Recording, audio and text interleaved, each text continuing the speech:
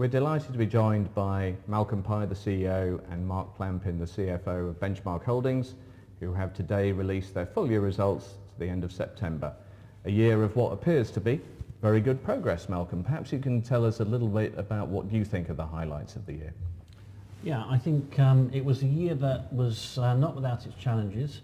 Obviously the delay to Ectosan caused a problem for us, but underneath that we had a year of growth, significant growth. So we grew, group revenue was up 28% on the year, adjusted EBITDA was up 9%, and also alongside that growth we also had a year of operational progress. So some important elements of the development of the business were progressed along the path that we've been wanting to get along. So we've been launching new products. We had 5 new products launched in the year. We've been building our facilities. We've been part of our investment program has been investing in our new vaccine capability. That was completed towards the end of the financial year, and the first production took place in September.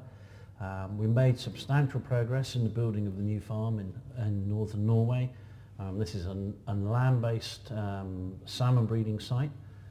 It's expanding our capacity and giving us more competence to supply the market right across the seasons.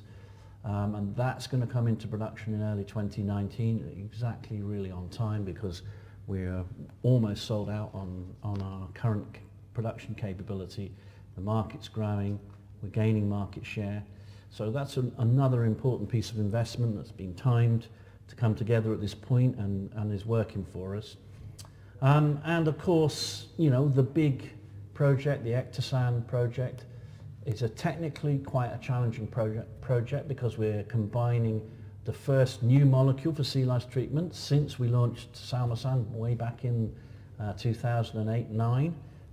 So it's quite an important moment for the salmon industry. And this time that's being combined with Clean Treat, which is a system that removes the drug from the treatment water before it's discharged back into the sea.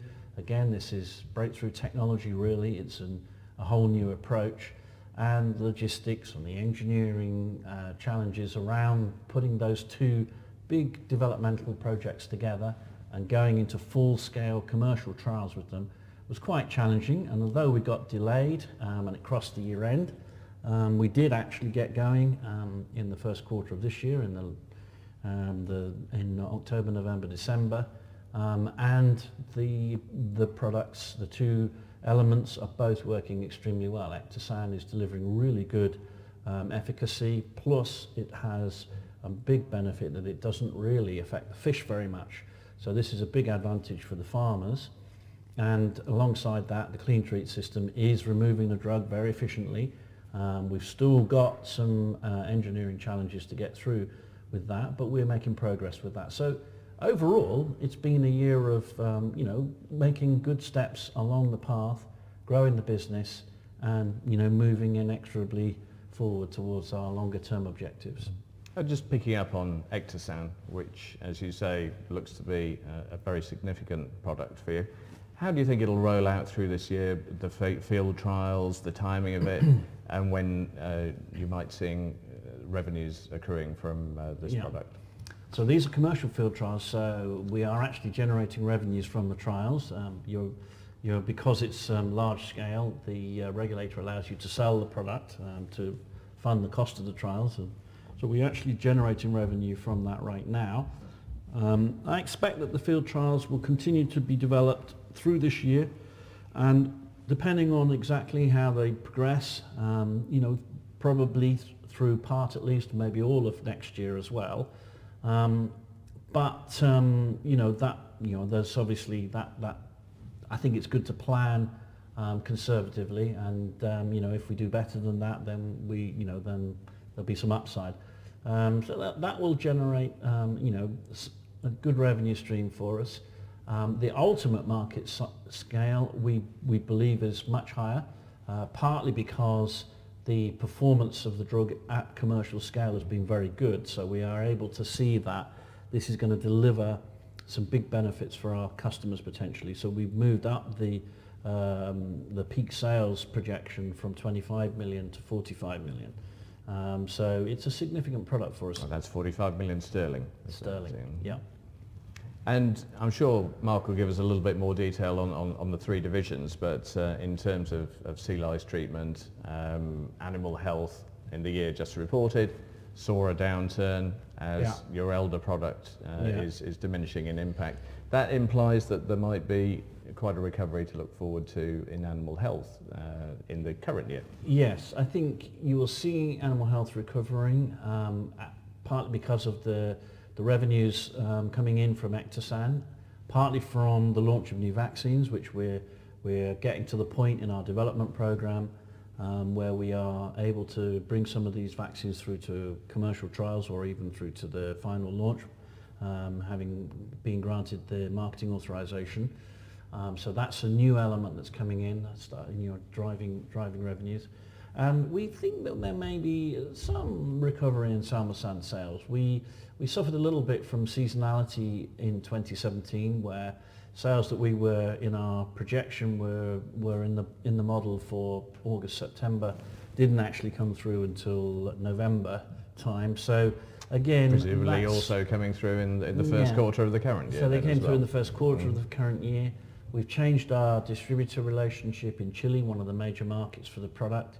We've taken that in-house now, and so we think we can drive sales a bit harder as a result of that, and improve margin as a result. So we expect to see maybe a small recovery in the Salmosan sales, and matched by growth in some of the other new product areas that we're developing. In terms of the other two core divisions, last year genetics and nutrition actually saw very good growth. Yes, and I think I think the encouraging thing from that is these were divisions that were built largely through acquisition. So the breeding division is putting together 5 acquisitions of 5 businesses. Advanced nutrition was 2 businesses put together, and these, as things happen, and often in life these things came together, which we wouldn't have chosen to have so many acquisitions all happen at once, but they happen when they happen. So and we've been through a period of integrating and restructuring the way the company's management is set up to first of all integrate, develop the synergies between them, and now building for the period of organic growth that we're seeing coming. And we've been strengthening the management team as part of that. We're bringing in a new chief scientific officer, we're bringing in a new marketing director to lead those programs. So you've got a lot of new things coming through, products to launch and so on. So we're strengthening the team, we've restructured, we are now focusing around a key accounts function, which with the 3 divisions all selling to potentially the same customers, it makes a lot of sense for us to restructure our commercial operations that way. So a lot of work has gone in the last year preparing for this next era of organic growth. Yeah, well that sounds a very good cue to move on to Mark, because as you just said, a year without any acquisitions, so he must have had a considerably easier time in adding all these numbers up. But perhaps you can give us a little bit more detail now, Mark, about the year reported. Thanks, Andy. Yeah, it's been a busy year nonetheless. Glad to hear it. Yeah, busy with operations and focusing on the delivery of the organic growth going forwards. So I'll talk you through a bit of the financial headlines for the business and the FY17 accounts that we announced today. There we've seen good growth on the top line, 28% reported. That's driven principally from the advanced nutrition and genetics divisions. There we saw like-for-like revenue growth of 21% and 47% respectively. So good year-on-year growth from both of those divisions. That's particularly important because those are the divisions that we formed through acquisition over the last 3 years. So picking up on your point, no M&A in the last year, but busy making sure that we successfully integrate those businesses and deliver that top line growth. So that's particularly pleasing for us.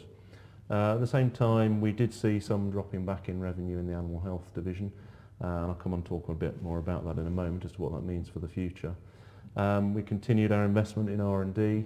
but managing the level of investment in R&D as a proportion of sales so that it's in line, and therefore EBITDA margin wise we did manage to deliver a small increment.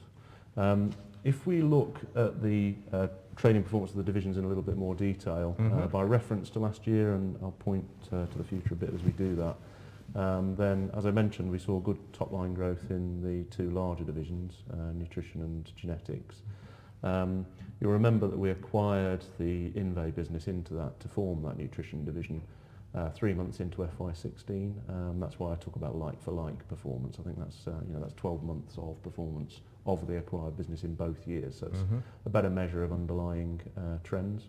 And then the 21% growth was delivered largely on the revenue line through increased sales volumes of our higher margin health and replacement diet products. So that's particularly pleasing for us. In their core markets, these products are the ones that will really unlock the production capacity of the major aquaculture producers, as opposed to the live feed, which is still an important foundation of that business, and the renewal of the 10-year sales and marketing agreement with the top quality supplier there was particularly important as well. As far as genetics are concerned, we saw a very strong top line growth, and this is representative of our salmon business, which forms about 95% of that division's turnover. There we've had increased sales volumes of salmon eggs, but as importantly an increased average selling price per egg, and that's our KPI there. As we increase the merit, genetic merit of our salmon, we're able to demonstrate the value of that to producers in terms of improved profitability, and it means we can therefore charge a higher price per egg. And there we saw a 13% increase during the year in the average price, so that's a great success for us. Nice backcloth to have. Yes, exactly, yeah, and that, I think it's evidence of the introduction of new products in that market over the last 2 or 3 years that's now really starting to show demonstrable top-line growth. Then with regard to animal health, we did have a drop in revenue compared to FY16. There we saw Salmosan, which is approximately 5 million of the reported 15 million in FY17 of revenue. It dropped back from the prior year quite considerably by about 70%. Now that's a mixture of impacts, principally that it is a mature product, which we've been saying since Well, this is IPO. very much as people have been expecting for quite a few years. If anything, the life of the product has perhaps gone on further than you might have hoped. Yeah, indeed, yeah. It's it's still an important part of the portfolio, but in terms of its overall materiality, it's much reduced, particularly now with the launch of Ectosam since the year end, which goes into exactly the same market, and that really secures our position in that. And presumably your margin expectations for Ectosam are at the top end of your various product ranges as well, so that should imply a gradual recovery in revenues and margins from that area. That's right, yeah. So typically gross margins on that product we would expect to be similar to those which we saw at the peak for salmon. So for this year we see those Ectosan sales delivering a significant recovery alongside the launch of 2 or 3 aquaculture vaccines, which will deliver some contribution, and continued growth in our diagnostic and veterinary services, which grew particularly strongly last year. So we see the performance of that division coming through this year, which in the mix of profitability margins should give us a boost for the reasons we've said about gross profit. Very good. And what about the balance sheet, Mark? Okay, there we are very focused on our available capital, ensuring that that is invested wisely. We have a review, financial and commercial review program for all projects. That's both capital projects as well in terms of production capacity as well as R&D investments. And the position at the year end was that we had significant headroom in terms of liquidity, a combination of cash balances of about £19 million and headroom in our core debt facility of about 16 million, so 35 million of headroom there in terms of liquidity. The important factor is the leverage covenant within that core debt facility, where we have a threshold of 3 times net debt to adjusted EBITDA. This excludes debt finance that we are drawing down in respect of the major capital project in genetics in Norway. So at the year end there was 6 million within the total net debt of 24 million that related to that project. That's ring fenced and excluded from the leverage calculation because it's not. So there's no recourse to benchmark. Yeah, that so situation. from a risk management point of view, it's boxed off. And at the moment, whilst that's still in construction, it's not, of course, contributing EBITDA, so there's no adjustment to the EBITDA part of the leverage calculation required. So I think it's important that we understand that that is backed out, and therefore the leverage covenant at the year end for the main debt facility was 1.8 times versus that 3 times threshold. So reasonable amount of headroom there, and maintaining a sensible level of headroom in that leverage covenant means that we continue to have access to that liquidity headroom of 35 million that I mentioned a moment ago. So that's our core focus in terms of ensuring that we have the sufficient capital to deliver our development plans through this coming period. Good to hear, and a very good opportunity to perhaps now move on to Malcolm to see what he's got in mind for using that capital in the year ahead. Thank you, Mark. And perhaps now we can wrap up by going back to Malcolm, who can tell us a little bit about his vision for the future. It does seem an awful lot of the pieces that you've been accumulating and building through the years are now in place. How is Benchmark and Benchmark shareholder going to benefit from that in the future? Yeah, and I think the first thing to say is that we have a tremendous opportunity for growth out there. The aquaculture arena continues to grow strongly. 7 to 9% annual growth is what we're projecting into the foreseeable future. We've got strong fundamental drivers behind that. The emergence of healthy eating, the emergence of a wealthier middle class in the southern hemisphere who want to eat more fish. So we've got big drivers behind that. And we have built into the Benchmark program some big opportunities to go and access that growth with. So for example, we're just getting to the field trial stage of our new shrimp genetics products. These trials are being conducted now in Asia, beginning in Vietnam, but being extended into Thailand, China, Indonesia, India. And this is a very big opportunity. It's a market of some $500 million today, the shrimp breeding market, and which we don't penetrate to any great extent yet. But this new product offers a great prospect for us there. It's the first disease-resistant shrimp product to come to market. So that's an exciting opportunity. I think in the animal health business, we have a program of new products coming through, new vaccines, new treatments. Again, this has been the work of our R&D program, and it's starting to develop the market opportunities that we always projected. And in advanced nutrition, again, we have big opportunities. The shrimp market's starting to recover. It's been in the doldrums for the last 2 or 3 years, and we can see the signs are there that it's still there recovering. And we have new products coming through there as well, particularly our replacement diets, for which there is a very big opportunity. These are specialist feeds for the larval stages that replace live feed, which is a limited natural resource. And this is the Artemia that we harvest from the Great Salt Lake. And there is a growing demand for that product as aquaculture grows. The pressure on the ability to supply that product is tightening all the time. So the need for replacements for it is getting stronger every day, and we're making good progress there.